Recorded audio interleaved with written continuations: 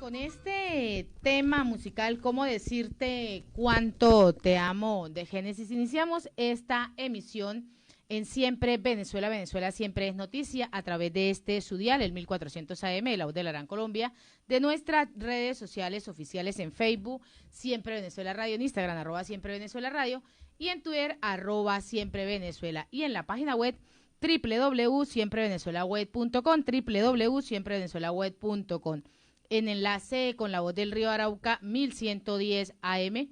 Saludamos en el Control Master al señor Víctor Márquez y a Roberto Alexis Rojas, en las redes sociales a Alex Meneses, en la producción a Vanessa Chacón, a Alan Peralta con Registro Nacional 0715 y quien les habla a Nancy Pacheco con Registro Nacional 0713 del Colegio Nacional de Periodistas Seccional Norte de Santander.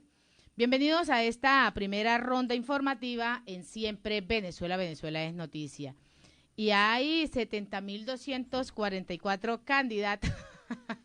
candidatos inscritos para los comicios regionales y locales del próximo 21 de noviembre. El Consejo Nacional Electoral informó que 70.244 candidatos se disputan los 3.082 cargos para las elecciones regionales y locales del próximo 21 de noviembre. El CNE ha explicado en su cuenta en Twitter que del total de postulados, 65.453 candidatos a la Asamblea Legislativas y consejos municipales y 4.662 al cargo de alcaldes y 322.000 a gobernadores.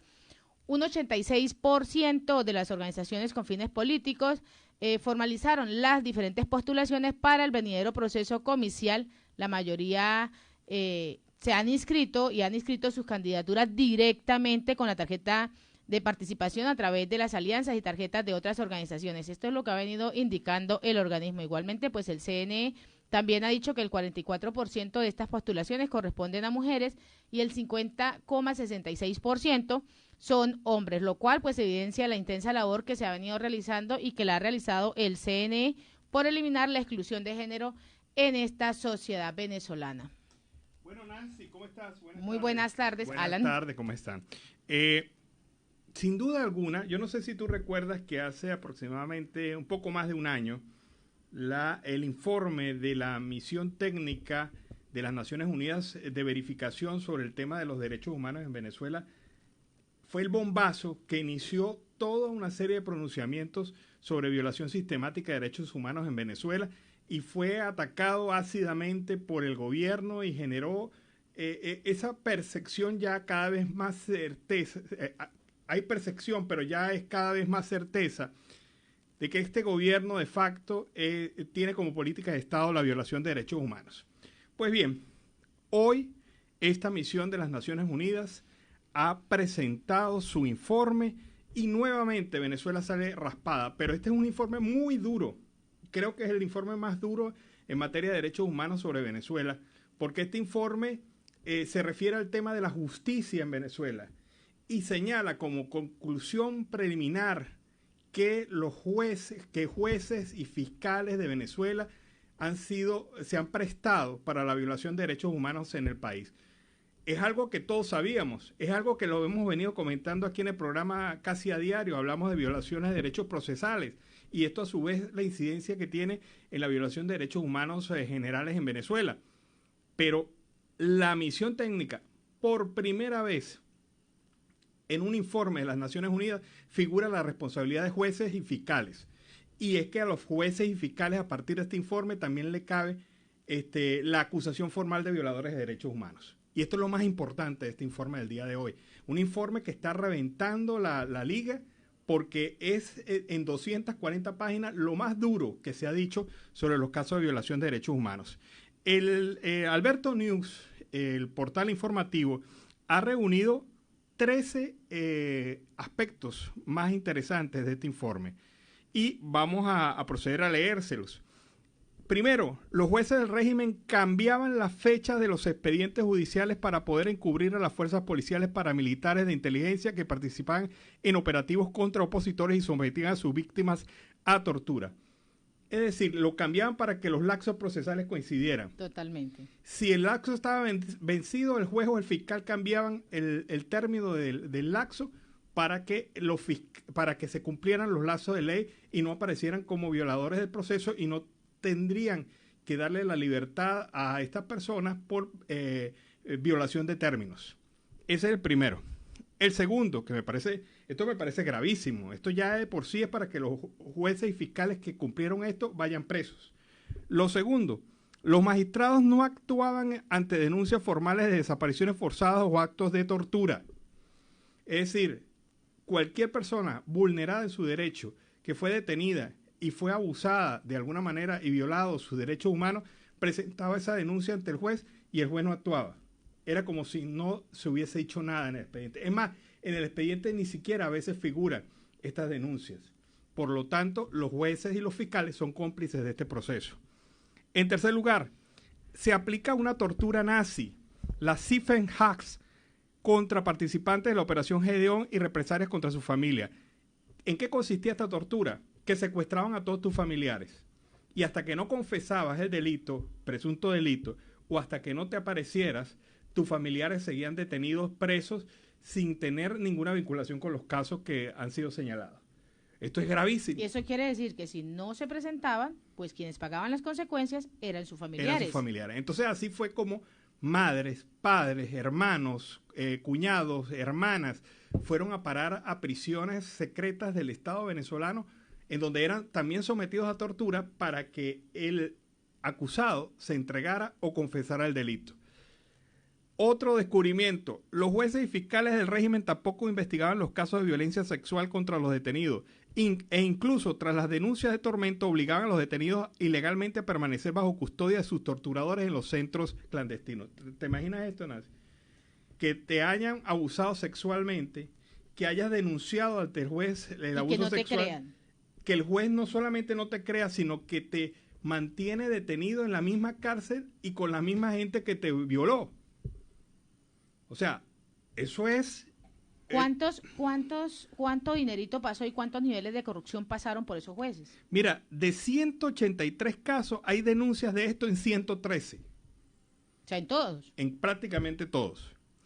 Otra denuncia que detecta este portal informativo Alberto News.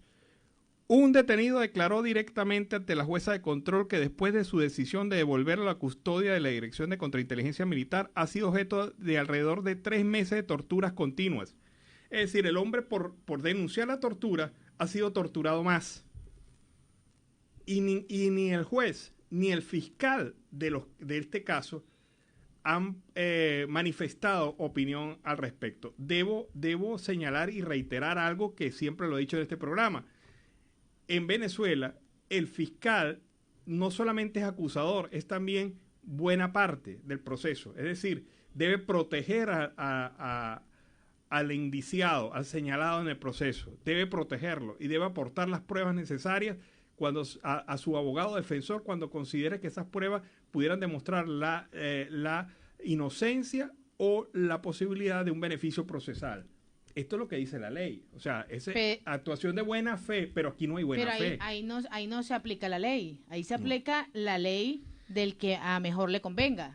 Es indignante estas cosas que uno lee acá. Fíjate esto, el documento de la misión de las Naciones Unidas también detalló cómo algunos de los presos políticos no habían hecho las pertinentes denuncias por no contar con la suficiente confianza en el Poder Judicial de Maduro y de Saab. Es decir, la gente se quedaba callada para que no lo torturaran más.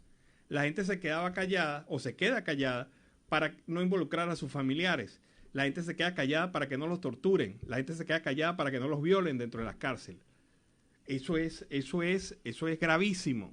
Eso es una clara demostración de que vivimos bajo un régimen opresor, torturador y también violador de derechos humanos en Venezuela. Es una condición de verdad increíble. La séptima, y voy por 7 y son 13. Confesiones y declaraciones bajo tortura tomadas como válidas por la autoridad judicial. Ante la autoridad judicial se presentaban los detenidos con flagrantes violaciones a sus derechos humanos y torturas.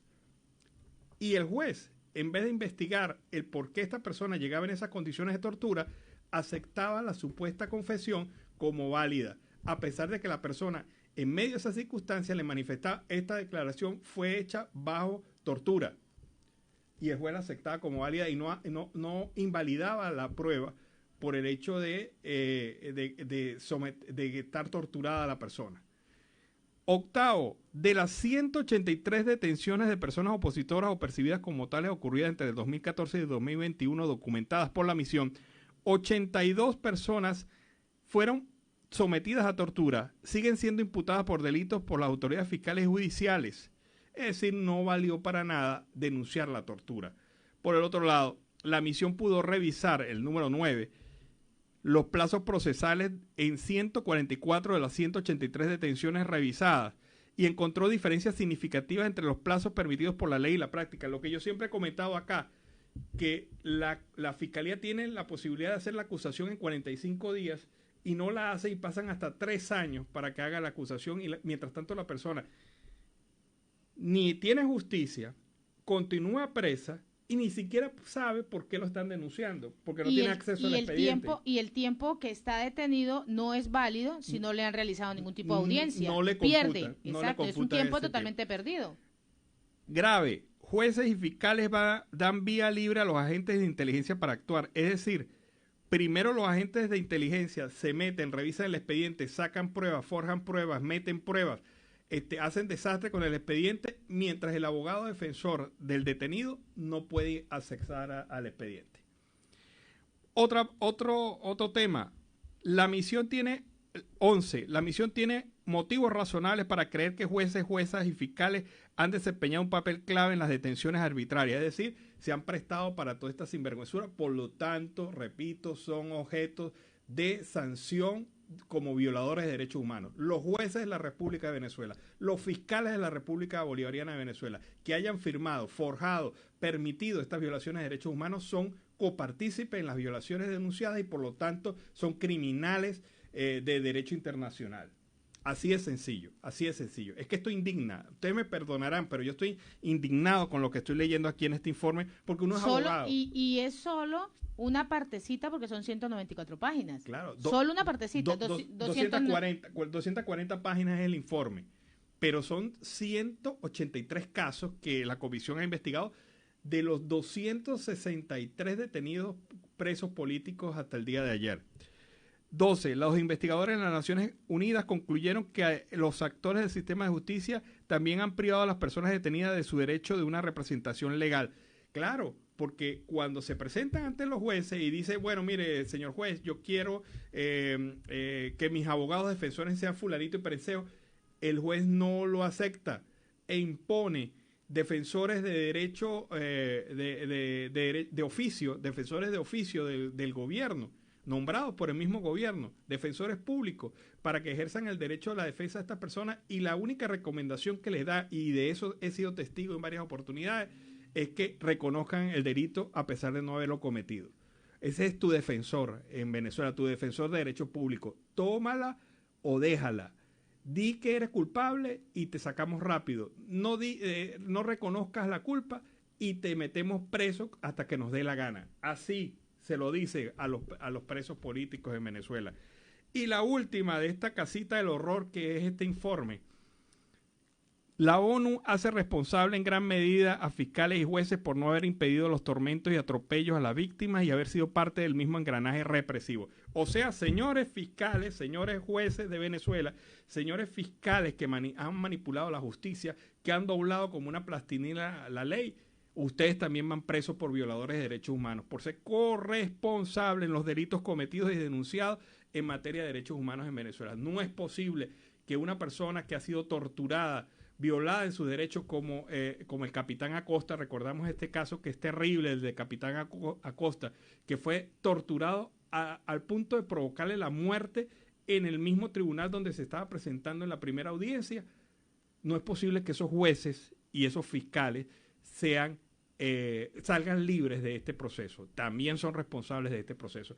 ¿Te acuerdas también del preso político que murió en estos días en una cárcel porque el juez nunca dio el permiso para que se le trasladara a un centro de salud? A un centro médico. Ese también es responsable. Como también es responsable el fiscal que acusó a varias personas en un delito supuestamente de traición a la patria, y esas personas están pagando cárcel, tienen 3 años pagando cárcel, y una de ellas abortó en un hospital en Venezuela, en una cárcel, perdón, no fue en el hospital, fue en la cárcel. Emeldris se llama la muchacha que ha sido sometida a torturas durante 3 años por estar supuestamente vinculado a un delito político y no ha habido acusación formal en esa materia. Ese fiscal también tiene que pagar estas culpas. Entonces me perdonan ustedes que haya arrancado con este nivel de adrenalina, pero es que tengo que hacerlo. Es que léanse, por favor, si usted es ciudadano consciente, no crea mi palabra, léase el informe de la Comisión Técnica de Derechos Humanos de las Naciones Unidas, que ha sido presentado durante el día de hoy y que ha demostrado claramente cómo el sistema de justicia en Venezuela se ha prestado para la violación de derechos humanos en el país. Y creo que tenemos algo por allí tenemos las declaraciones del comisionado Pizarro, donde muestra en este informe y donde en estas declaraciones esa complicidad de esos funcionarios del régimen en esa violación de derechos humanos y crímenes de lesa humanidad. El día de hoy, la Fact-Finding Mission presentó un nuevo informe detallado. El informe reafirma la violación sistemática de derechos humanos en Venezuela, evidencia que el sistema de justicia venezolano es una parte activa de la violación sistemática de los derechos humanos en el país y que en Venezuela no hay posibilidad de justicia ni reparación bajo el sistema ordinario. Hoy queda demostrado que la Fiscalía, el Ministerio Público, los tribunales y el Tribunal Supremo de Justicia han negado la reparación, la verdad y la justicia a las víctimas y que el Estado venezolano no castiga las violaciones de derechos humanos y además no está en disposición de hacerlo. Son casi 200 casos detallados en los que se reportan desapariciones forzadas, casos de tortura, violencia sexual, tratos crueles e inhumanos, presentación de pruebas falsificadas y manipuladas, coacción para obtener declaraciones de los detenidos y sobre todo la falta absoluta de independencia del sistema judicial. El informe además reafirma que la orden de traslado de los presos políticos a centros de detención del Ministerio de Servicios Penitenciarios no se ha cumplido. En las instalaciones del SEBIN y la DGCIN, es decir, en la policía política, en los centros de inteligencia y de contrainteligencia, continúan ingresando y torturando a todo aquel que denuncie y se oponga al régimen. El caso de la detención de Freddy Guevara, enviado al SEBIN Helicoide, los casos de los miembros de Funderredes son ejemplos claros de cómo estos centros de detención y tortura siguen operando. Es necesario continuar documentando los casos de violación de derechos humanos porque todo ello permitirá hacer justicia e iniciar un verdadero proceso de reparación de las víctimas. En este informe, además, hay declaraciones importantes de jueces y de fiscales que también han sido víctimas de amenazas y hostigamiento por parte del régimen. Cada uno de estos testimonios y cada uno de estos informes y actualizaciones emitidos por los organismos de derechos humanos nos acercan a los procesos necesarios para alcanzar la justicia para todos los venezolanos. Nuestro agradecimiento y nuestro reconocimiento a la valentía de cada organización, de cada víctima y de cada familiar por haber compartido su testimonio con los expertos de la misión. Bueno, Miguel Pizarro lo ha dicho clarito, y yo también lo ratifico. Fiscales y jueces de la República de Venezuela que durante estos años de oscuridad se han prestado a la violación de derechos humanos, a la tortura, a facilitar los procesos de ocultamiento de la verdad, deben ir también a la cárcel por violadores de derechos humanos. Y una cosa que es particularmente vinculada a esto, muchos de ellos son premiados al final de sus procesos y son enviados y con una buena cantidad de dinero que le han dado, son enviados al exilio dorado porque esta gente se va a países. Y en Estados Unidos hay varios jueces, ex jueces. Pero es que ese es el precio, Alan. Cuando dices que son premiados, ese es el valor de la corrupción que le están pagando por ver realizado esta violación sistemática de derechos humanos. Ese es el valor, esa es la monedita con la cual ellos están en otros países, como muy coloquial lo decimos acá, haciendo de ochas y panochas. Sí, y sobre todo viviendo tranquilos y libremente en Estados Unidos, en Europa, en Chile, en Colombia. Hay algunos incluso que están en... Y no ha pasado nada. Y no ha pasado nada para ellos. Pues sepan que a partir de este informe, que es el primer informe, uno de los más contundentes preparados por la misión técnica, ustedes también pasan a ser objeto de sanciones por parte del derecho internacional y donde se encuentren serán sancionados por el derecho internacional por violadores de derechos humanos en Venezuela. Y hay otro tema también que me fascina. Que son los niveles de corrupción, que ¿no? es el tema de la corrupción. ¿Cómo es posible que en Venezuela haya sido destruido el futuro del país por el tema de la corrupción? Hay un trabajo bien bueno preparado por la organización Transparencia Venezuela y que habla de cómo la corrupción acabó con el futuro del país. La corrupción mata y Venezuela es un ejemplo de ello. Durante 15 años se tomaron decisiones desde las cúpulas de poder que derivaron en el desfalco de las arcas del Estado y en la violación de los derechos humanos, lo que llevó a la grave emergencia humanitaria que sufren los venezolanos hoy en día. Se tejió una red internacional de corrupción, cuyos tentáculos abarcan decenas de países. Transparencia Venezuela logró identificar 12 elementos que configuran este patrón de gran corrupción. El Estado se empeñó en ser dueño y señor del mercado, el único poseedor de bienes, servicios y recursos esenciales para los venezolanos. Desde entonces, el presupuesto para el mantenimiento y modernización de estos sectores fue apoteósico. Sin embargo, en tan solo un mes se registraron 4 de los apagones más grandes de la historia del país. Venezolanos han pasado casi 5 días en total oscuridad. Personas han dejado de ir a sus trabajos o a sus escuelas por no tener cómo movilizarse. Aumenta la desnutrición. ¿Dónde está el dinero que fue invertido en estos servicios? El gobierno tomó decisiones que fueron atractivos inmediatos para los negocios ilegales. El control de precios trajo escasez, contrabandos y mercados negros. El control cambiario propició la creación de empresas ficticias para comerciar con dólar preferencial y nacieron grandes fortunas de la noche a la mañana. Y el subsidio a la gasolina, la más barata del mundo, creó redes de tráfico de combustible. En 2002, en PDVSA fueron despedidos 20.000 trabajadores y sustituidos por personal sin experiencia, pero leales al gobierno. Con el pasar del tiempo, el número de empleados se triplicó, pero la producción cayó. Los militares son figuras comunes en empresas propiedad del Estado, embajadas, gobernaciones y ministerios, y su rango de acción se expande a negocios donde hay mayor riesgo de corrupción, como es el caso del sector minero, en el que participan activamente en la explotación del oro y otros minerales. Se han decretado numerosos estados de emergencia, injustificados. La corrupción mata y Venezuela es un ejemplo de ello. Durante 15 años se tomaron decisiones desde las cúpulas de poder que derivaron en el desfalco de las arcas del Estado y en la violación de los derechos humanos. Contundente el material de Transparencia Venezuela. Pero vamos a comentarlo después que regresemos de esta pausa comercial y musical. Bueno, tremendo tema este de Chino y Nacho. Niña Bonita. Yo creo que fue el primer tema de impacto realmente de Chino y Nacho. Sí. Porque eso todavía se baila y todavía se reconoce como tal. Y con ese tema iniciamos este segundo segmento de Venezuela Siempre, Siempre Venezuela. Seguimos en Siempre Venezuela, Venezuela Siempre es noticia a través de este dial, el 1400 AM, La Voz de la Gran Colombia, en nuestras redes sociales, en enlace con radio La Voz del Río Arauca, 1110 AM, y a través de nuestra página web. Pero siempre hemos hablado, y durante esta semana a la audiencia, acerca de que el pollo quiere hacer pío, pío, pío, quiere cantar. Bueno, Hugo el Pollo del Carvajal pidió declarar ante el juez sobre ETA y las FARC. Pues el venezolano Hugo Armando Carvajal Barrios, ex general chavista detenido en Madrid y considerado el fugitivo más buscado por Estados Unidos por tráfico de drogas, ha pedido declarar voluntariamente ante la justicia española para aportar datos sobre las relaciones entre las bandas terroristas españolas ETA y las FARC colombianas. Esto es lo que ha venido informando el día de hoy las fuentes judiciales. De aceptar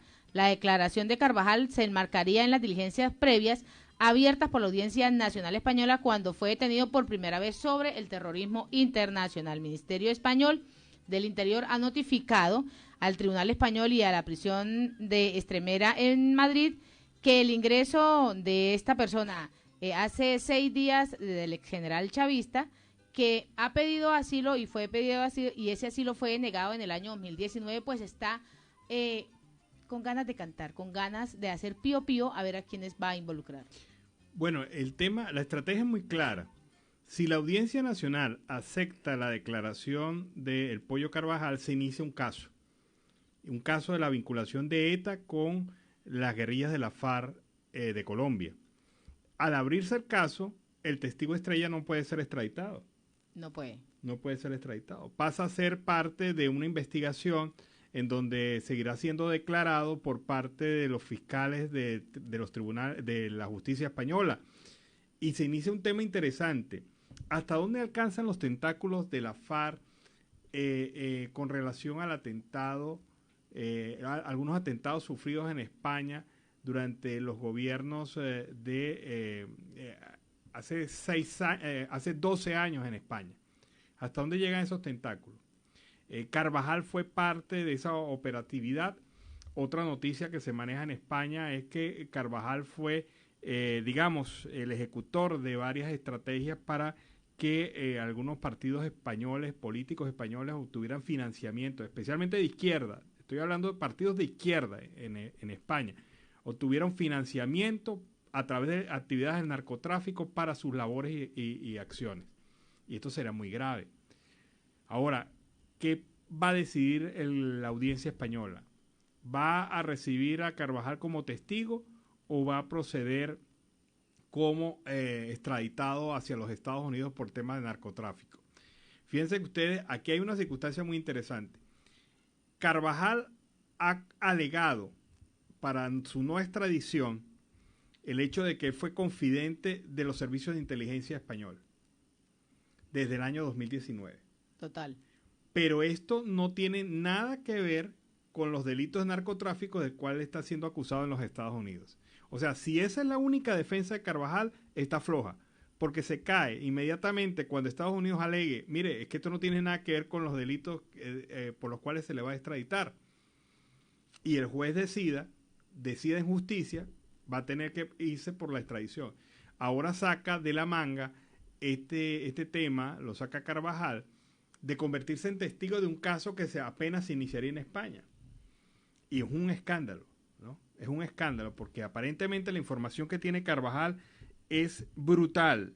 Un escándalo político en España porque vincularía a políticos con temas de narcotráfico en España. Y hemos hablado de cómo se va a cantar y con qué van a cantar tanto Carvajal como Alex Saab. Pero en otra nota que está haciendo referencia, dice que es una línea roja en esta negociación donde se está marcando y han marcado el síndrome de Estocolmo en estas dos personas, en el Pollo y en Alex Saab. Muchos analistas plantean que Venezuela, que es un país secuestrado por la banda criminal que controla Miraflores, y que en esa situación así vienen afirmando algunos, nunca la solución está en una negociación de los delincuentes con las víctimas, porque los primeros tienen el poder de mantener retenidos a los otros y por lo tanto el trato para liberar a estos rehenes debe ser realizado por una instancia que representa una amenaza creíble para los plagiados. Bueno, fíjate una cosa, hoy el periodista Orlando Avendaño, periodista venezolano, ha publicado lo siguiente. Hace unos años, dos fuentes, una cercana a la inteligencia española y otra a la Agencia Federal de los Estados Unidos, me explicaron cómo el Pollo Carvajal había sido coordinador de una operación para financiar con narcotráfico a Podemos y las operaciones de Zapatero, que fue también primer ministro en España. Hugo Carvajal y Rodríguez Zapatero realizaron un enlace a través del Centro Nacional de Inteligencia y el Gobierno Nacional y el Consejo Nacional de Policía a través del comisario Florencio San Agapito, español.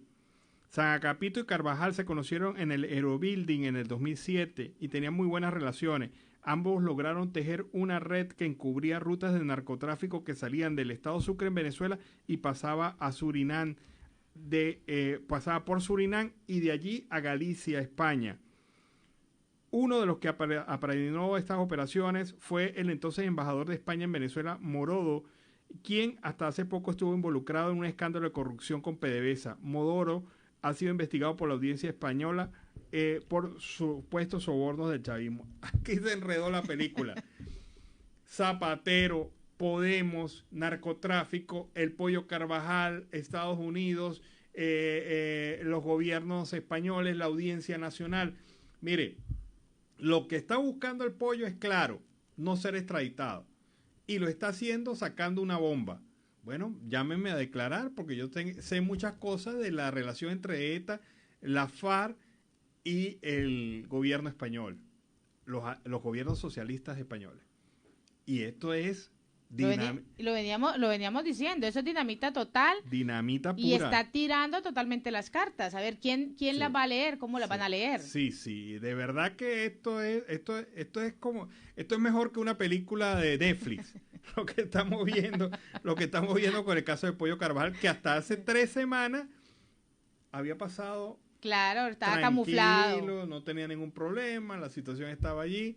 Y ya nos hemos olvidado, fíjate que ha sido tan bravo que ya nos hemos olvidado hasta el tema de Alex Saab en este programa. Bueno, también tenemos, Alan, una pregunta que el doctor Antonio Ledesma le ha realizado al presidente Iván Duque sobre el tema de las guerrillas y el tema fronterizo. Bien, que resulta imposible que conversemos al menos un poco sobre Venezuela, de los emplazamientos en la zona fronteriza alentando la guerrilla y el narcotráfico, de una emergencia migratoria sin precedentes a la que usted se ha referido. Por ejemplo, le pregunta el que fuera alcalde de Caracas, Antonio Ledesma, si cree que la Unión Europea debería abstenerse de enviar observadores a las elecciones regionales organizadas por un régimen ilegítimo para el próximo 21 de noviembre. Y también otro venezolano, Miguel Otero, editor de El Nacional, le pregunta qué futuro le ve a la negociación que hace el régimen de Maduro con un grupo de la oposición venezolana en México. ¿Dónde está el doctor Ledesma? ¿Está aquí? No veo a Antonio. No, ¿Me lo mandó virtual? El doctor Ledesma está conectado, le está escuchando. Bueno, yo quiero primero expresar lo siguiente. Ustedes me escucharon a mí hace 3 años, 3 años y medio, cuando era candidato, y dije que de ser elegido denunciaría a Nicolás Maduro como jefe de Estado ante la Corte Penal Internacional. Ya lo había hecho como senador. No solamente lo hice por convicción, sino que invitamos a otros 8 jefes de Estado a hacer lo propio. Porque lo que no puede ocurrir es la indiferencia y la connivencia con un régimen que se constituye en la más opresora de las dictaduras que haya visto Latinoamérica en su historia reciente. Segundo, dijimos que nos íbamos a retirar de UNASUR y lo hicimos. Y promovimos la creación de PROSUR. Tercero, promovimos la atención a los hermanos y hermanas venezolanos con el estatus de protección temporal. Y cuarto, hemos participado multilateralmente en soluciones que lleven a que el cerco y presión diplomática propicien un ambiente de transformación hacia la democracia en Venezuela. Hoy quiero decir que si hay una mesa establecida en México donde el régimen interino o el gobierno interino y la resistencia democrática se sienta con la dictadura y se cree que eso puede conducir a soluciones, bienvenido sea. Pero aquí tenemos que tener claro cuál es el objetivo. El objetivo de esa negociación, por el bien del pueblo venezolano, por el bien de Latinoamérica, por el bien de millones de ciudadanos que están con la angustia de poder recuperar su patria, es que la solución sea una elección presidencial de inmediato, transparente, segura y con una detallada supervisión internacional. Cualquier solución que perpetúe a la dictadura solamente traerá más tragedia. Y lo digo con la claridad de ver no solamente el dolor de tantos venezolanos en nuestro país, sino de ver también la connivencia que ha tenido ese régimen con organizaciones terroristas que laceran al pueblo colombiano. De manera que mi invitación y mi mensaje es respetar el proceso, pero dejando absolutamente claro que si el proceso no lleva al fin de la dictadura a través de elecciones transparentes, rápidas y con estricta supervisión internacional, se habrá perdido este esfuerzo. Muchas gracias. Bueno, la posición del presidente de Colombia, Iván Duque, él se encuentra en este momento en España, está haciendo una visita oficial y en un programa de televisión pues se le ha hecho algunas preguntas, entre ellas la de Antonio Ledesma, y esto es lo que ha respondido Duque en relación a ese tema. Pero vamos a el Arauca, vamos a escuchar este reporte preparado por nuestro corresponsal allá en Arauca, Oliver Luyano.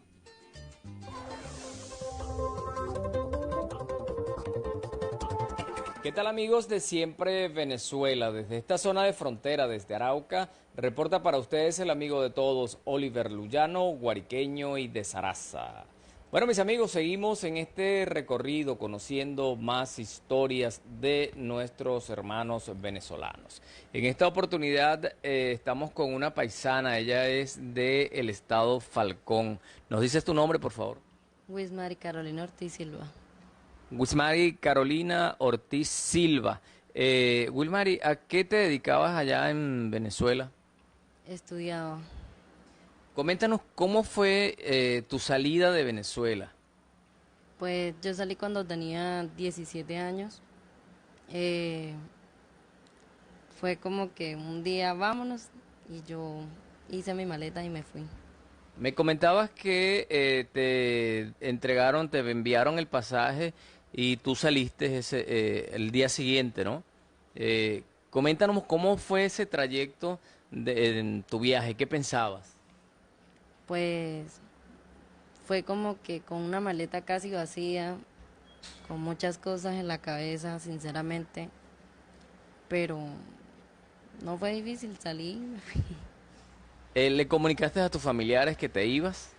No. ¿Y a qué ciudad llegaste? Mi primera ciudad fue Cartagena. Mi primera ciudad de llegada fue Cartagena. Duré aproximadamente como 5 o 7 meses. Luego pasé a otra ciudad. Fue Barranquilla. Duré ciertos meses allá también. Y de ahí me fui a otra ciudad. Mi siguiente ciudad fue Santa Marta. ¿Y en esas ciudades a qué te dedicabas? Pues trabajaba en Cartagena. Ayudaba a una señora en un colegio y eso, como decir una cantina, que si las meriendas y eso. De ahí me fui a Barranquilla donde me tocó vender café, vendía café de noche. Vendías café de noche. ¿Y cómo fue tu vida, cómo fue ese transcurso de visitar estas ciudades, de adaptarte? Pues no fue fácil, porque el adaptarse cuesta, sinceramente, pero pues visitando y conociendo. ¿En algún momento llegaste a sentir rechazo, xenofobia de la gente de las ciudades donde estabas? Sí, bastante. ¿Qué te decían? Pues siempre solían tener lo que normalmente le dicen a uno, veneco o algo así, pero pues uno no le hace caso porque sinceramente son como que personas inmaduras. ¿Llegaste a sentir temor de estar en una ciudad extraña apenas con 17 años? Sí. Sí llegué a tener mucho miedo porque es difícil a veces que uno siendo menor de edad le den trabajo o dónde va a agarrar uno, qué va a hacer uno. ¿En algún momento pensaste regresar a Venezuela? ¿Te sentías como que, bueno, quiero volver a mi casa? Sí, muchas veces. ¿Y por qué no lo hacías? Porque pues quería con un propósito, porque no quería regresar como que siendo una fracasada. Como que me rendí ya. ¿Qué familiar o qué amigos, quiénes sabían de tu viaje? Pues solamente las personas que vivían en la casa donde yo vivía. Tu mamá no sabía ni tu papá, ¿no? No, nadie sabía. Cuando ellos se enteraron, ¿qué te dijeron? Pues como yo, pues con mi mamá nunca vivíamos juntas, pero sí a veces teníamos comunicación. Ella se enteró como por decir los meses después o al año. ¿Y qué te decía? Pues no, nada. Ahora, amigos, ahora tú te cambiaste de ciudad, estás aquí en Arauca. ¿Con quién estás acá? Estoy acá con mis papás, mis hermanos. Cuéntame cómo fue ese reencuentro, cómo se contactaron aquí en Arauca. ¿Qué te dijo? Vente para acá que aquí estoy yo. Pues yo siempre donde estaba hablaba con mi mamá, con mi hermana, y hace como 2 años fallece mi abuela, perdón, y yo decidí venirme. Mi hermana me regaló los pasajes y yo me vine para acá, me encontré con ellos, y después de 2 años yo que estuve acá, me fui Nos fuimos a pasar diciembre con la familia en Cúcuta y fue donde yo decidí, me fui a otra ciudad y duró un año sin verlos. Y después de ahora del año regresé nuevamente y estoy acá con ellos. ¿Y cómo te ha ido en este tiempo que tienes aquí en Arauca? Pues muy bien, porque no hay nada más bonito que estar uno con su familia, porque la soledad es fea. Y pues acá estoy bien porque tengo el apoyo de mi mamá. Mi mamá ha sido, pues, como dicen, mamá es mamá y siempre ha sido ese apoyo incondicional. Te quedas ahora en Arauca con tu familia, ¿no? Sí, no cambio eso por nada del mundo. Sí. ¿Y a qué te estás dedicando ahora aquí en Arauca? Pues por los momentos estoy acá apoyando a mi mamá, ayudándola en lo que ella necesite. Ellos tienen acá su negocio, ella también pues a veces vende cualquier cosa y pues apoyándola. ¿Cómo ha sido la vida aquí en esta zona de Colombia? Para ti, para tu familia. Pues para mí, acá en Arauca, pues bastante difícil y algo con temor porque pues aquí como son las cosas acá. ¿Qué planes tienes? Me comentabas que en Venezuela estabas estudiando, no lograste terminar el bachillerato. ¿Y qué planes tienes ahora acá en esta zona, en este país? Pues a mí me gustaría terminar de estudiar porque quiero mi sueño es terminar de estudiar para estudiar en fisioterapia, que es lo que más me gusta. ¿Y qué te gusta de eso? Coméntanos. Pues ¿Por qué te gusta? me gusta mucho eso porque tiene que ver mucho con lo que es masaje, con lo que tiene que ver, o sea, todo con lo que viene del cuerpo. Y pues me gustaría terminar eso, me gustaría estudiar eso y especializarme en eso. ¿Te gusta atender a pacientes, a otras personas, ayudarles? Sí, pues yo normalmente veo pues videos y cosas así, y pues mi modelo es mi mamá. Esa es. ¿Y qué te dice tu mamá? ¿Qué te dice tu familia? Te dice que no te vayas más, ¿no? Pues mi mamá, ella apoya a uno y pues no me quiero ir sinceramente. Wilmary, me gustaría que nos dieras un mensaje para los jóvenes, para todos los amigos que nos escuchan a través de Siempre Venezuela. Pues que no se rindan, que cumplan su sueño y pues que las cosas son difíciles pero no imposibles. Esta situación de haber salido de Venezuela en tu situación, en tu condición de migrante casi que forzada, ¿no? ¿Ha cambiado, ha mejorado? ¿De qué manera ha influido en tu vida? Pues sí ha cambiado pues bastante porque estas son cosas que lo enseñan uno para madurar y aprender cosas nuevas. Bueno, mis amigos, esta historia de una paisana, una joven que salió de apenas 17 años de su país, de Venezuela, en busca de oportunidades, en busca de sueños, y aquí se ha reencontrado con su padre y con su madre. De verdad que nos sentimos tocados, pues estas historias tocan las fibras de nuestro corazón. Mis amigos, desde esta zona de frontera, desde Arauca, reportó para ustedes el amigo de todos, Oliver Luyano, guariqueño y de Zaraza. Bueno, y ha sido el reporte primero de Oliver Luyano, el amigo de todos. Y en Siempre Venezuela, Venezuela siempre, vamos a una pausa comercial y musical. Ya regresamos. Bueno, y con el tema de Vitico Castillo, por una caricia tuya, iniciamos así esta segunda hora del programa Venezuela Siempre, Siempre Venezuela durante el día de hoy. Ayer estuvimos de fiesta, hoy estamos de trabajo, pero fuerte el trabajo. Seguimos en Siempre Venezuela, Venezuela siempre es noticia a través de este dial, el 1400 AM, La Voz de la Gran Colombia, en nuestras redes sociales oficiales en Facebook, Instagram, Twitter, en la página web www.siemprevenezuelaweb.com, en enlace con La Voz del Río Arauca 1110 AM y en esta segunda hora se incorpora Radio Delfín 1060 AM. Saludamos en el Control Master a Robinson Cárdenas, a nuestro corresponsal Carlos Uzcategui y a toda esa amable audiencia que está ahí pegadita.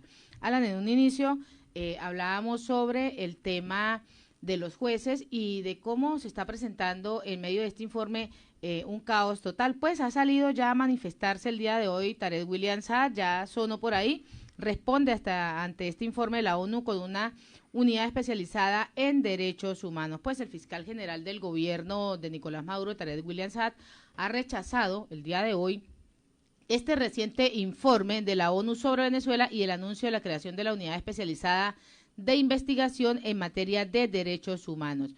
En el marco de agilización y de impulso procesal de las causales que son investigadas como presuntas violaciones a los derechos humanos, hemos decidido la creación inmediata de la unidad especializada de investigaciones en materia de derecho humano.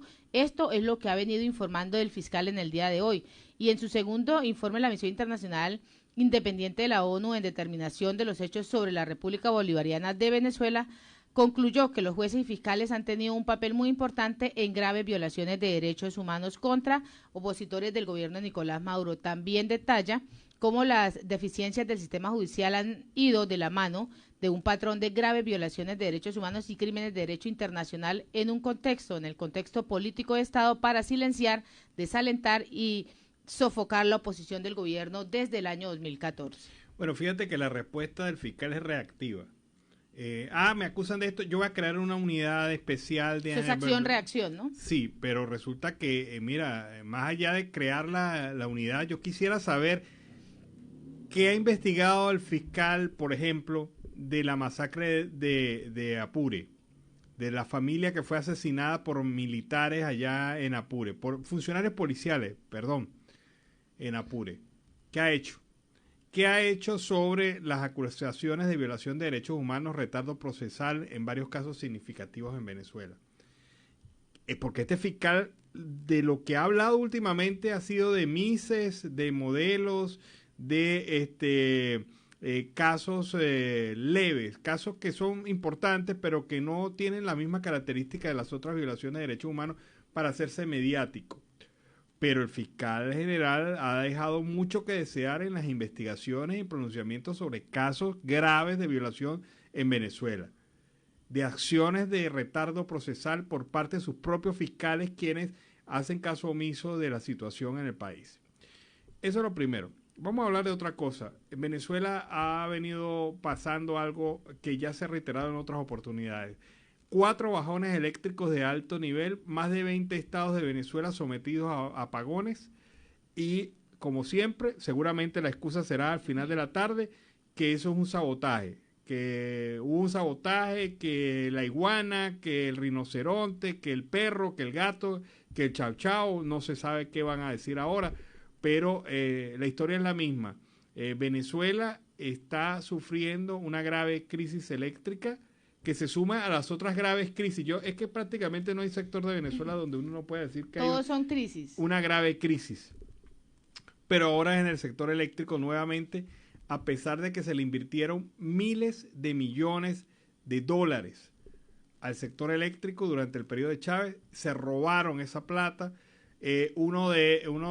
Varios de los que robaron esos dineros viven como marajás en Europa, y disfrutando de las riquezas mal habidas por estos negocios fraudulentos en el tema eléctrico. Compraron unas termoeléctricas de segunda generación que se dañaron a los pocos meses de estar en uso. Además, eléctricas a diésel. Imagínate tú, cuando en Venezuela no hay diésel en este momento. O sea, hicieron lo que les dio la gana con la plata del Estado, robaron hasta donde les supo a bueno, y no hay sanción, y ahora Venezuela está pagando las consecuencias de tener dependencia de solamente 3 turbinas de Guri y alguna que otra central termoeléctrica que esté funcionando. Esa es la situación real. Y hablando de situaciones y de crisis y de crítica, pues así se está presentando crítica a la situación económica en el estado Bolívar. Y esto lo viene mencionando el diputado Rachid Yazbek. Escuchemos. El diputado de la Asamblea Nacional, Rachid Yazbek, habló de la realidad de las familias en el estado Bolívar. El estado Bolívar, con todo lo industrializado que fue y con todas las industrias que tuvimos en marcha y los mejores salarios que existían en el país, fue el primer estado donde comenzaron los trueques, definitivamente. Tenías que cambiar una harina pan por arroz, o cambiar carne por harina pan. Eso fue hace mucho tiempo. Desde el año 2016 para acá el trueque en Guayana fue importante para poder subsistir y lograr ¿Por qué? Porque desapareció el tema del manejo del billete, del efectivo, y sobre todo en los municipios del sur y del occidente del estado Bolívar, donde las redes de comunicación eran y siguen siendo totalmente ineficientes. Es decir, no habían puntos de venta, no podías hacer transacciones vía online, y eso generó en el gran trueque en el estado Bolívar. De hecho, te puedo decir que los mineros del sur intercambian a veces las gramitas de oro por comida, inclusive por electrodomésticos o por servicios como el gas para poder cocinar. Yazbek enfatizó que los ciudadanos merecen vivir mejor y que seguirán trabajando por ello. Es noticia. Bueno, imagínate tú, no circula el bolívar, allá lo que circula es el dólar, el oro, se paga con gramos de oro para la comida, y de verdad es una clara demostración de lo crítica que está la situación allá. Yo me imagino un empleado público que cobra obligatoriamente en bolívares. ¿Qué expectativa puede tener en ese estado y en otros estados de Venezuela, pero en ese estado en especial, en el estado Bolívar? Seguimos con más información. Y en Siempre Venezuela siempre tenemos el reporte de nuestro corresponsal Carlos Uzcategui, El Miura. Saludos cordiales, una feliz tarde para todos desde Barranca, departamento de La Guajira. Carlos Uzcategui, El Miura, la voz del Caribe para el programa Siempre Venezuela, Venezuela siempre. Hoy con un joven emprendedor, barbero de profesión. Se trata de José Enrique Velázquez. Más nada, José Enrique Velázquez, barbero de Barrancas. Bienvenido al programa Siempre Venezuela, Venezuela siempre. Mi nombre es José Enrique Velázquez. Mi profesión soy barbero. José Enrique, ¿por qué saliste del país? Salí del país porque ya no se aguanta vivir. El país Venezuela, soy venezolano de Maracaibo. Allá en Venezuela ahorita no alcanza los viáticos para sobrevivir allá. Aquí estamos por una mejor vida, no por una riqueza, ¿ves? Una mejor vida de salud, de comida. Uno cualquier cosa que uno hace, uno come. ¿Por qué? Porque el país de Venezuela lo destruyó el presidente Maduro. Que yo nunca he sido madurista, pues ese tipo tiene que morirse. Pero a Dios le dejamos todo en manos, que Dios sea el que haga las obras y que Venezuela se llegue a acomodar algún día y que vuelva a ser Venezuela. ¿Qué trabajabas tú en Venezuela? Toda la vida he trabajado con la barbería. Para los que me conocen, me llamo José Enrique, como dije. Y bueno, aquí estoy por una mejor vida, para mis hijos, para mí. Que uno necesita un medicamento, uno no sale, no tiene que estar haciendo una cola. Gracias a Dios, bueno, estamos por una mejor vida.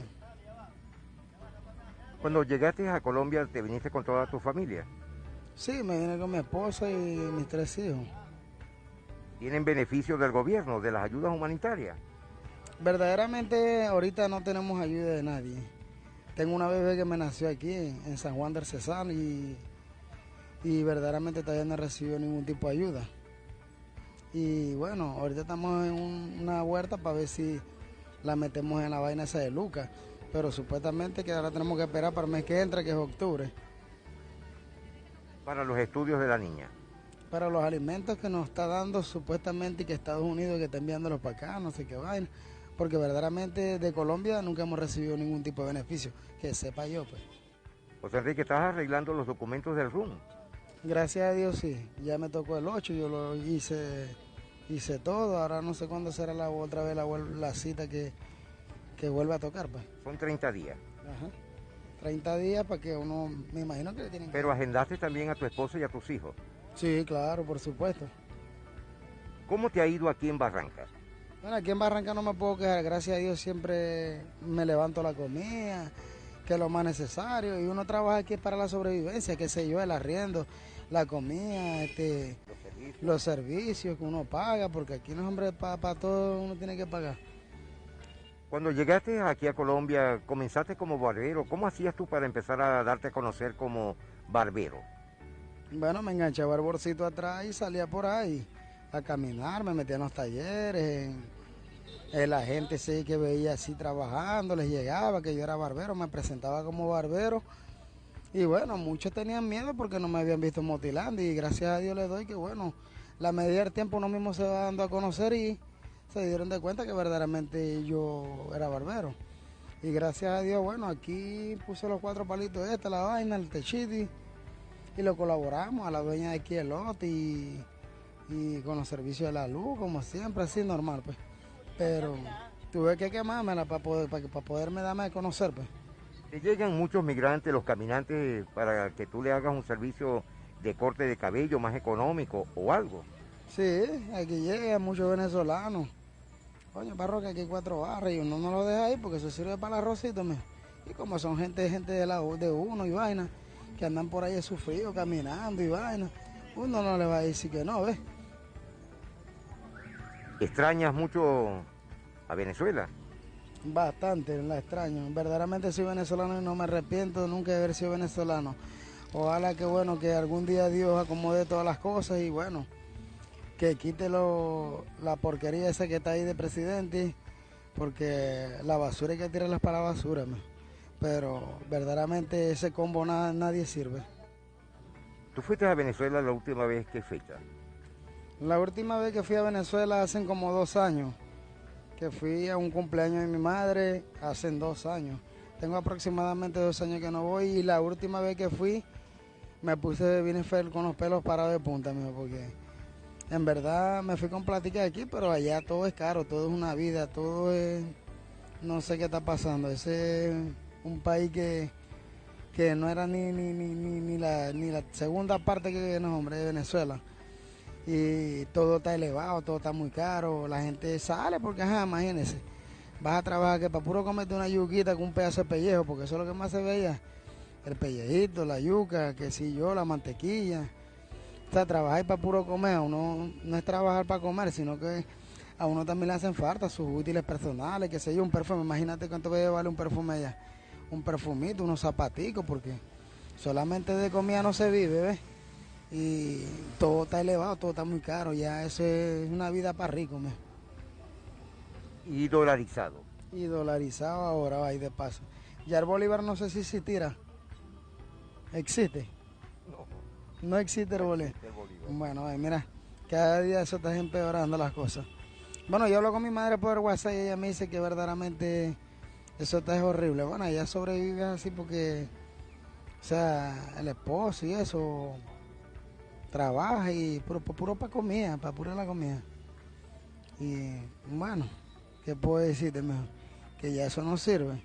Ojalá y Dios haga el milagro y acomode Venezuela y vuelva a ser Venezuela. Porque yo te voy a decir, soy venezolano y yo no cambio Venezuela por Colombia nunca jamás. Venezuela es Venezuela donde lo paren, un país que es millonario, bota petróleo, oro, de todo.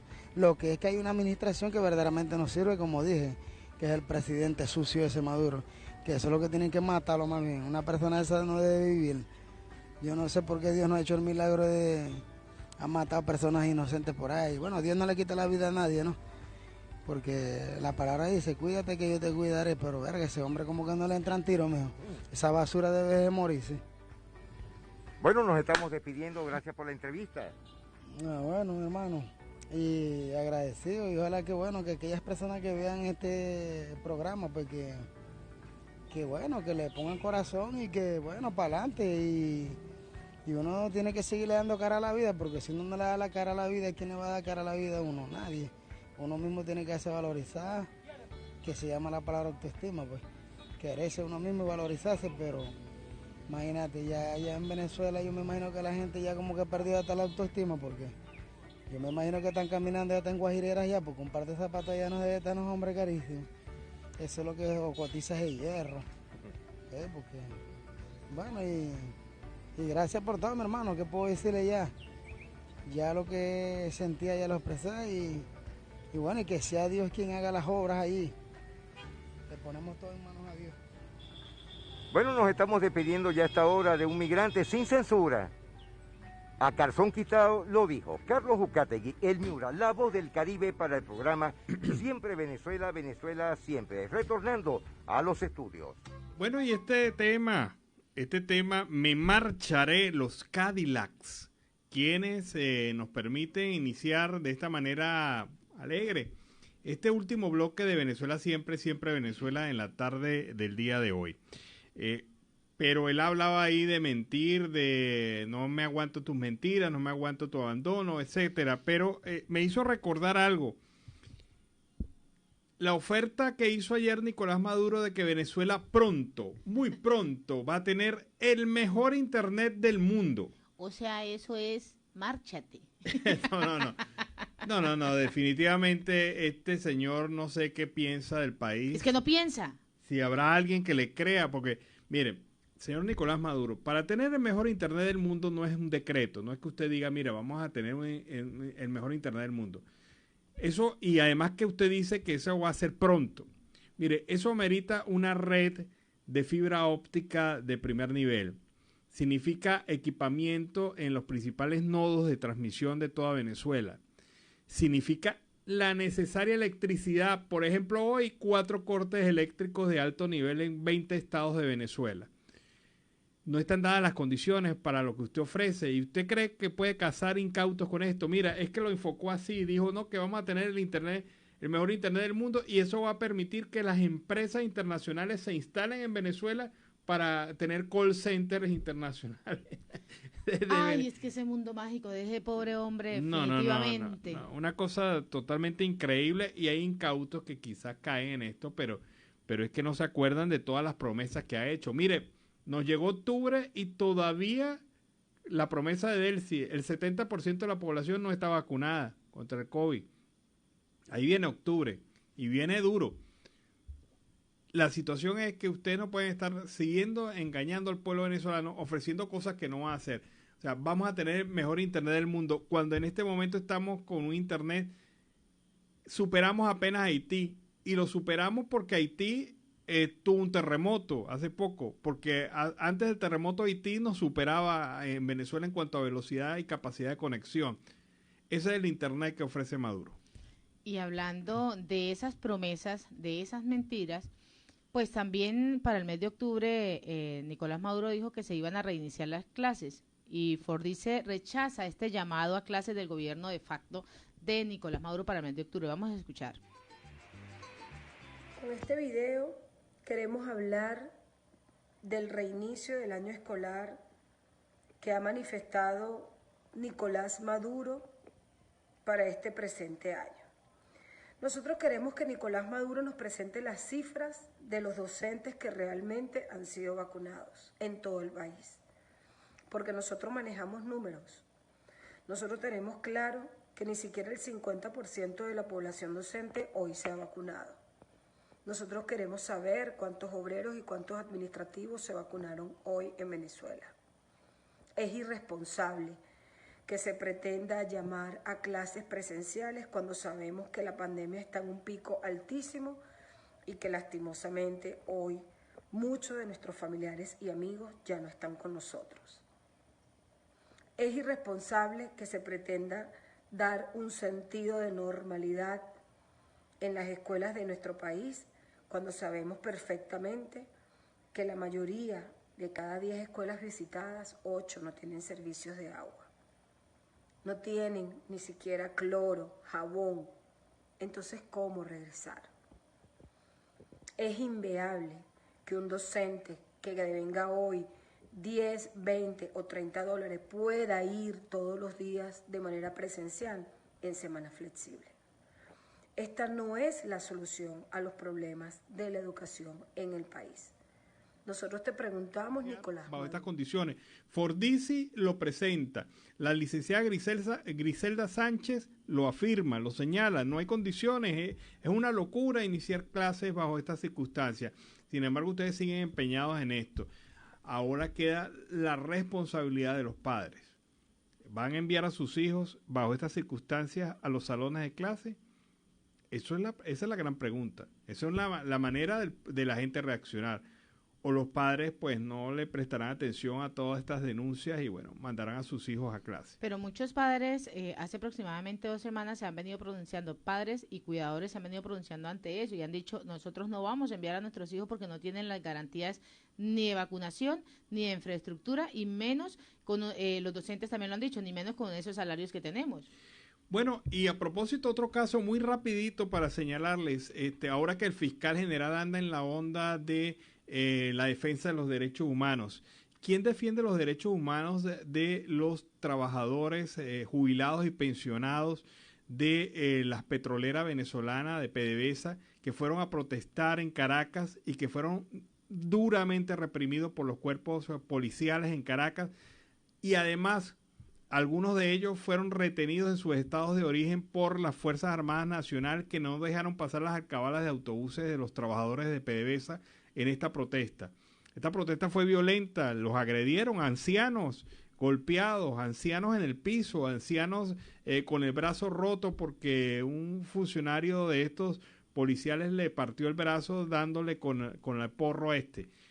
¿Quién defiende los derechos humanos de estos trabajadores? Porque tienen derecho a reclamar que les hayan robado su fondo de jubilación, porque el fondo de jubilación de PDVSA era el más grande de Venezuela y uno de los más grandes de América Latina.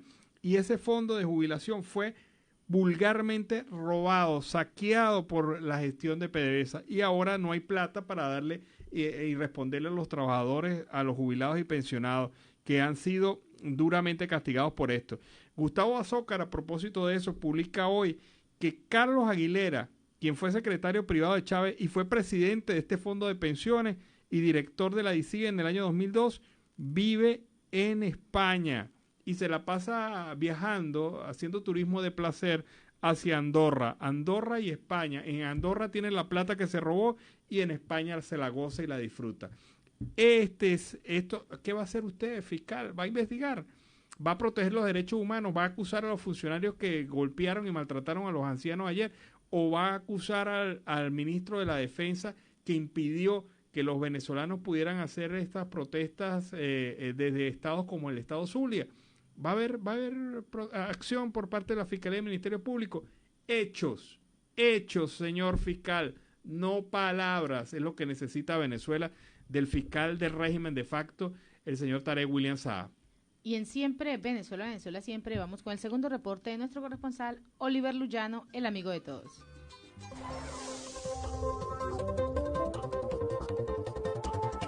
¿Qué tal, amigos de Siempre Venezuela? Desde esta zona de frontera, desde Arauca, reporta para ustedes el amigo de todos, Oliver Luyano, guariqueño y de Zaraza.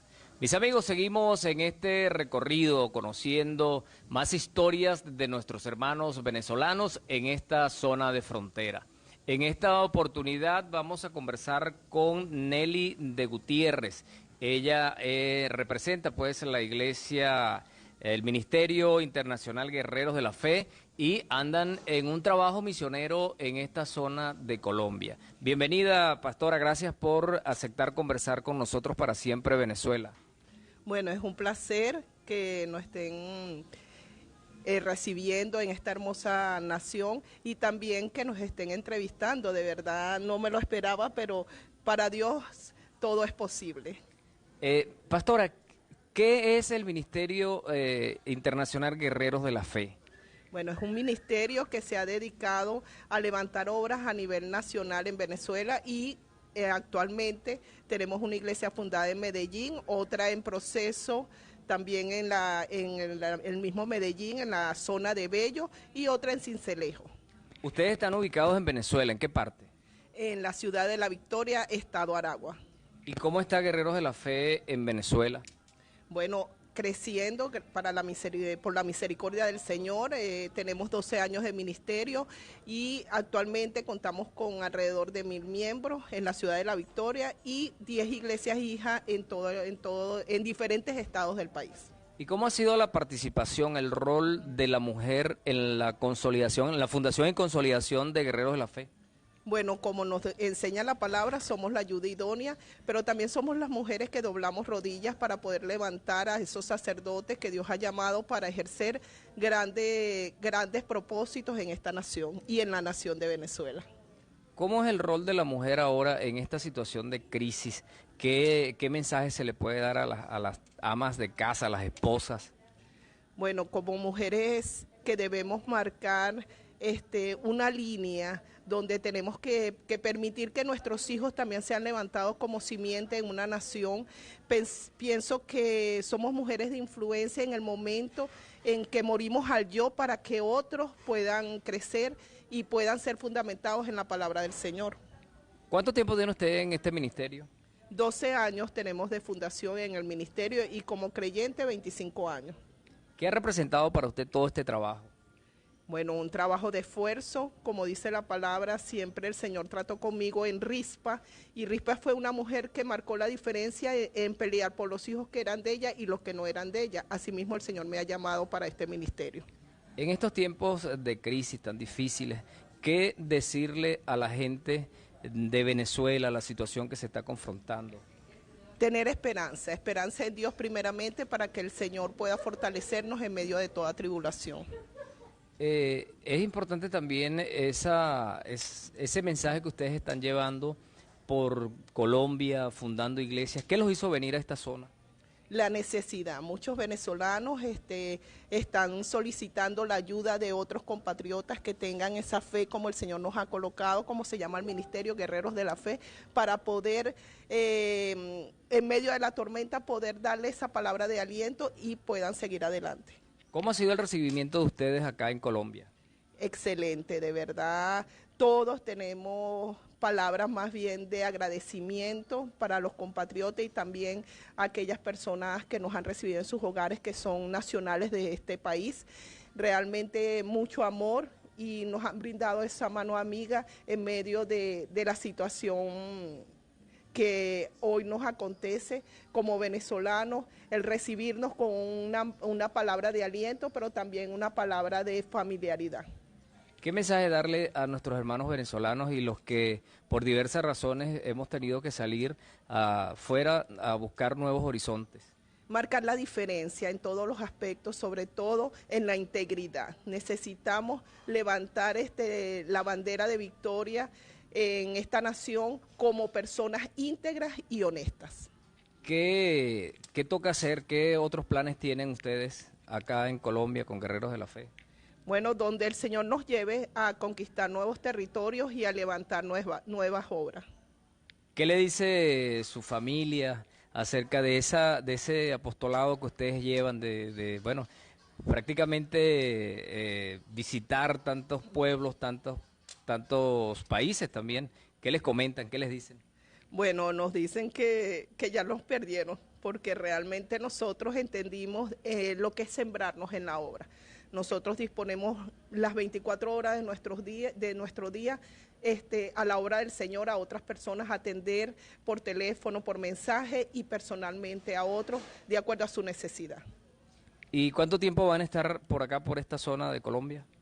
Bueno, ¿Cuánto tiempo ya tienen, no? Ya nosotros tenemos un mes.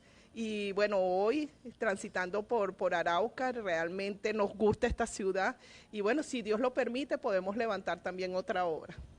Pastora, quisiera que, dejara pues un mensaje para toda nuestra audiencia, agradeciéndole por conversar con nosotros en la tarde de hoy. Gracias. Bueno, el mensaje que les puedo decir es que cada día debemos buscar más del Señor, debemos buscar más de su presencia, es el único hálito que cada uno de nosotros tenemos. Hoy damos gracias a Dios por el nuevo día, pero también por el respirar. Más que nunca en tiempo de pandemia nos damos cuenta que un minuto de oxígeno vale más que cualquier dinero o cualquier cantidad de dinero en el banco. Dios me los bendiga y me los guarde. Lo mejor está por venir. Bueno, amigos, estuvimos conversando con la pastora Nelly Gutiérrez del Ministerio Internacional Guerreros de la Fe, que como ella decía, están de visita por acá, por esta zona de Arauca, y quisimos conocer también su opinión con respecto a todo lo que está aconteciendo en nuestro país. Mis amigos, desde esta zona de frontera, reportó para ustedes el amigo de todos, Oliver Luyano, guariqueño y de Zaraza. Bueno, y fue el reporte de Oliver Luyano desde el Arauca Binacional. Les comento lo siguiente, a propósito de la información que comentábamos del Estado Bolívar y la situación económica en el Estado Bolívar. Jesús Gómez, presidente de la Cámara de Industriales y de Servicios del Estado Bolívar, Canindustrias, manifestó que dicha Cámara inició con 47 empresas, de las cuales quedan 32, pero apenas 3 están activas. O sea, eso es lo que demuestra claramente la razón por la cual hay desempleo y una condición crítica en el Estado Bolívar. Explicó que esta Cámara nace por la fusión de 3 gremios que hacían vida en el Estado y que entraron en colapso por la misma crisis económica, la escasez de combustible y la falla de los servicios públicos. Muchos tienen que ir hasta otros estados del país para lograr obtener gasolina y con la mitad de la misma operar en unas 3 empresas del área industrial. Esta es la condición que se presenta en el sector industrial en el estado Bolívar. Por lo tanto, eso es lo que hace entender que en este momento haya una crisis económica bastante seria en el estado Bolívar y no solamente en Bolívar, en el resto de Venezuela. Y así con esta nota hemos llegado al final de una emisión más de Siempre Venezuela. Venezuela siempre es noticia a través de este dial, el 1400 AM, la voz de la Gran Colombia, de nuestras redes sociales oficiales en Facebook, Instagram, Twitter, en la página web www.siemprevenezuelaweb.com, en enlace con la voz del Río Arauca 1110 AM y Radio Delfín 1060 AM. Agradecemos en el control máster al señor Víctor Márquez, a Roberto Alexis Rojas, a Robinson Cárdenas, en las redes sociales a Alex Meneses, en la producción a Vanessa Chacón, Alan Peralta con Registro Nacional 0715 y quien les habló, Nancy Pacheco con Registro Nacional 0713 del Colegio Nacional de Periodistas Seccional Norte de Santander. Hasta la tarde. Hasta la tarde, cuídense.